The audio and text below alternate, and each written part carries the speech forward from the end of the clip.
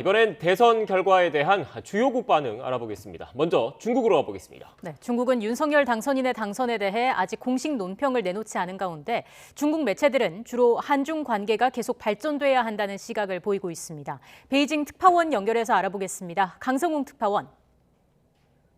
네, 베이징입니다. 네, 중국 정부의 공식 입장은 언제쯤 나오게 될까요? 네, 아직 나오지 않았는데요. 과거 사례를 보면 오후 4시쯤으로 예상되는 외교부 정례 브리핑 때 아마 나올 걸로 이렇게 예상이 됩니다. 아마도 윤석열 당선인의 당선을 축하하고 또 한중 관계가 지속적으로 발전돼야 한다. 이 정도의 논평이 나오지 않을까 이렇게 예상이 됩니다. 이에 앞서서 중국 정부의 입장을 대변하는 관영 매체들의 보도를 보면요. 관영 신화통신은 이번 한국 대선에서 정권 교체의 열망 속에 이 보수 야당의 윤석열 당선인이 승리를 해서 새 대통령으로 선출됐다. 이렇게 보도를 했습니다. 신화통신은 또 윤석열 당선인이 미국과의 동맹 재구축 그리고 포괄적 전략 동맹 강화를 약속했고 중국과는 상호 존중을 바탕으로 한 이 관계를 만들어 나갈 것이다. 이런 공약을 제시했다고 설명을 했습니다. 윤석열 당선인의 당선 소식을 있는 그대로 전하면서도 새 정부에서의 이 한중 관계에 대한 관심을 나타내고 있습니다. 네, 강성우 특파원 그리고 중국의 대표적 관변 매체죠. 환구시보는 윤석열 당선인의 한미동맹 강화 그리고 사드 추가 배치 등의 공약을 거론하면서 한중 관계가 주목을 받고 있다 이렇게 보도를 했습니다.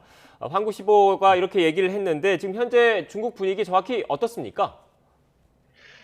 그러니까 사드 배치 추가라든지 한미동맹 강화라는 것은 이미 다 그 공약 과정에서 알려졌기 때문에 이에 대해서 중국이 어떤 반응을 보일지 정부가 아직 공식 입장을 내놓지는 않은 상태인데요. 이 관변 매체 보도 태도를 조금 전에 앵커께서 말씀하신 대로 보면은 한국 정부가 결국은 자국에 맞는 외교 정책을 펴는 것 이것이 중요한 거 아니냐 이런 식으로 얘기를 하고 있습니다. 그것이 자국에 맞는 외교 정책을 펴는 게 발전 방향에 부합한다. 이런 게 환구시보의 보도 내용입니다. 환구시보는 또 중국 정부가 그동안 우리나라 정부가 한국 정부가 그동안 미중 경쟁 속에서 어느 한쪽을 선택하지 않음으로써 안보와 경제의 이익을 모두 보증하는 게 가능했다. 이렇게 분석을 하기도 했습니다.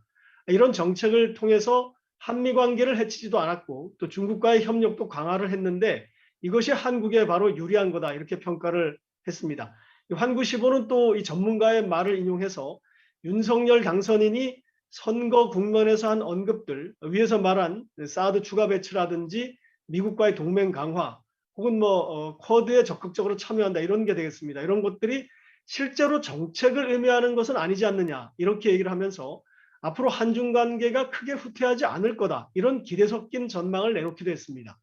아울러 한중 수교 30년 동안 경제적 상호 이익과 정치적 신뢰가 이미 형성이 됐기 때문에 중국이 한국의 중요한 전략적 파트너고 또 경제 협력의 대상 국가다라는 데는 이의를 제기하는 한국 정치인이 없다. 이런 평가를 내놓게 됐습니다. 그런데 홍콩의 사우스 차이나 모닝 포스트 신문의 보도를 보면요.